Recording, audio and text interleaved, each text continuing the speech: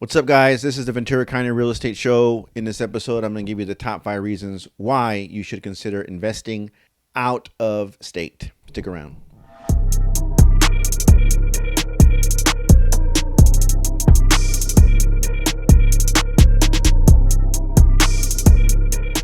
What's up, guys? This is the Ventura County Real Estate Show. My name is Andres. I'm a real estate agent here in Ventura County. In this episode, we're going to talk about investing out of the area, right? You live in whatever city, county you live in. Usually, a lot of people like to invest. I think the rule for most people is within like 2 hours of where they live, so they can go take care of issues that that arise. A lot of times, that may not be possible, depending on what market you're in, depending on what kind of investor you are, depending on how much money you have. That may not be doable. So, people. It's been done. It can be done. Invest out of state, right? You can invest, within your state a lot far away. You can invest in like a state where another relative lives, or you can invest in some place that you've really never been before, but all the data shows that that is an area that you want to invest in for some of the reasons that I have here on my list. So let's get started. Number one is affordability. Like I said, I live in Ventura County. And I live in an area that's close proximity to the beach, and we can go to the mountains and hike in the mountains and ski, and it's nice weather. And as a result, it is an expensive area to live. So, if you are starting out in real estate, if your budget is not as big as some investors' budget is, you may want to look in an area that is more affordable. Coupled with these other reasons, it may work out for you that you find a place that, the houses are, nice or need a little work, but are affordable, right? You can go in and buy 1, 2, 3 homes maybe with the same budget that you might be able to buy one home in the area that you live in. You might be able to find markets that are on the rise, right? They aren't really popular now, but you may do some research and find these companies are going to, right, the large metro area that's close to this city you found. And a lot of times people, the line workers or whatever, they don't live 10 minutes away from work, right? They may have to live 45 minutes away because they also have to afford a place to stay, right? They may need to rent a home. So if you find an emerging market close to some place that has lots of business moving in there, you might find a place where you can buy, again, 1, 2, 3 homes where the people that need to work in that big city rent from you. And it all works out for everybody. So there's going to be more research involved in this because you have to find areas that fit certain criteria, but if they are out there, depending on what your strategy is, how much money you have, what you want to do. So next, you might get more, return on investment. Not only does it have to be cheap or inexpensive or affordable for you, right? Purchase price has to fit, right, your criteria. Appreciation might be stalled in some places, right? There are areas that houses are not on the expensive side for a reason. It could be that there's nothing there for people to do. They don't get new people coming in. And in cases like that, appreciation is super slow if there is any at all, right? And that is one of the key, and I've done other videos in the past where I say, appreciation and cash flow, those are really the 2 big reasons why you buy investment property. If right off the bat you get rid of one of them, that may not be a place for you to invest your money. So you have to look for why are they not as expensive as other places, and is there going to be something in the future that would cause appreciation to keep up with at a rate that you find to be acceptable. Mortgage expenses, taxes, housing regulations, rental market conditions, right? All things that either enhance or limit your return on investment. You want to make sure that you go to a place that is beneficial for you, that has growth, that has people needing to rent, that has rents that are high enough to cover your mortgage that you're going to get on the house, right? So you want to make sure that all these things help you get a better return on investment in conjunction with, along with having that, low mortgage amount. Like I said, you might find a market that hasn't taken off yet. You might get more appreciation not in the beginning, but because when this growth happens in this area is when you might get this appreciation to take off, because you find an area that no one else has found yet. No one else has jumped in this market, but from your research, it's going to take off because, and they don't have to be really big companies. They can be, a lot of cities, smaller cities, cities of, a lot of cities just want to grow in general. So they make in their city plan, right? We're going to go out and look for a lot of commerce, a lot of jobs for the people in the area.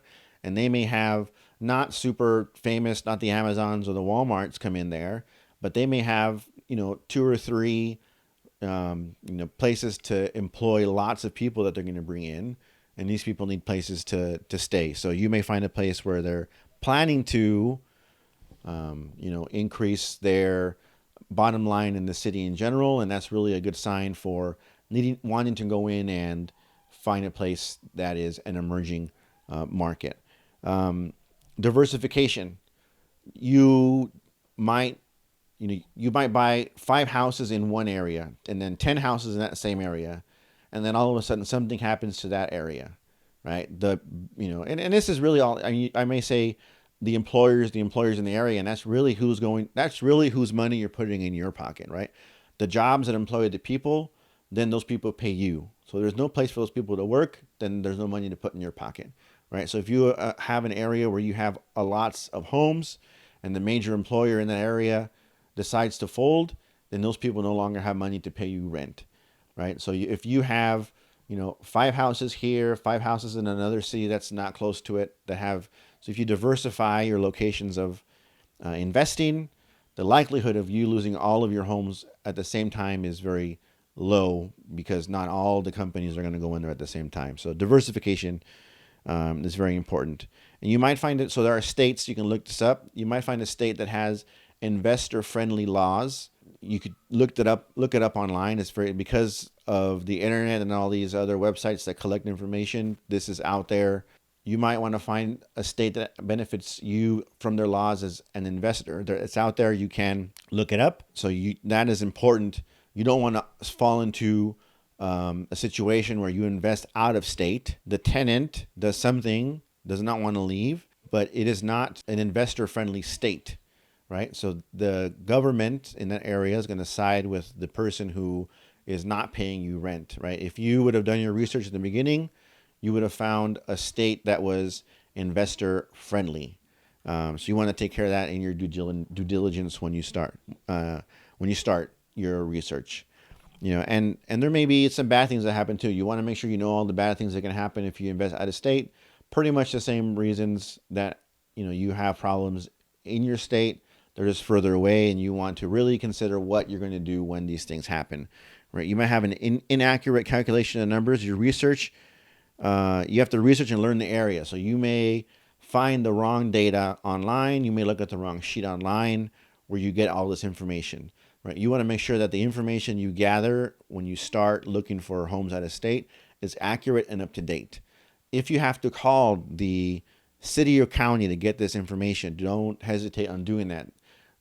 People want stuff like this to come into their area. They want, they need places for people to stay. And if someone else has to buy the home to rent to somebody else, they just want their people to have places to live. So if you have to call wherever you're going to invest in, pick up the phone, call the county, call the city, ask, I see this sheet online, right? This data from whatever it is, 2019, how much has it changed here to 2021, and can I get updated information? And I'm sure you'll be able to get whatever information you want to get. Inaccurate repair costs. You aren't around to check prices or receipts. So what a lot of investors do if they invest out of state is they purchase the goods for the contractor and have it delivered to the site, right? They don't say, contractor, go find and give me a receipt at the end. No, what they do is they say, okay, let me know what you need. All right, I need this tile, I need this wood, I need this, right? Stove, water heater. And so what the investor who lives in California, who's talking to the guy that lives in Ohio, right? He then goes online to Lowe's, Home Depot, or whatever store they want to shop at. They look for all this stuff, they pay for it themselves, and they ship it to the address. That way you know how much you're paying, and you're not waiting for the guy to send you a receipt, and you get to keep track of how accurate you tally all this information at the end. So you can get inaccurate repair costs, but there is a way around it. Scams from untrustworthy local agents. Some people just aren't honest, right? If you call and you say, I'm in California, I'm never gonna fly down to Ohio to check out this property. Let me know what you think about it, right? If you don't have them send you pictures or video, or you make a trip out there, depending on how big your investment is, there may be people that just take your money. But there are things you can do, the way you plan it, how you interact with them, what you ask from them, that you can really mitigate all these issues from happening. So do your research and cover yourself in any way you can. And you'll find that there are a lot of people that do this for the same reasons that you want to do it, right? You can't afford it in your area, you got to go out of the area. And if you do all those things, right, your due diligence, and stay on top of your jobs and what's going on, and ask for and gather as much information not only before but while you're doing these transactions, you'll find that it may be profitable for you to invest out of state, and you'll become the investor that you really want to be. So investing out of state, not really a bad idea. A lot of people are hesitant to do it, but if you do it right, it could be really lucrative for you. So my name is Andres. This is the Ventura County Real Estate Show. I'm a real estate agent here in Ventura County. Please like and subscribe and share. Drop me a message if you want to talk things real estate. If you're in Ventura County, I'll take you out for a cup of coffee. We can go talk about real estate things.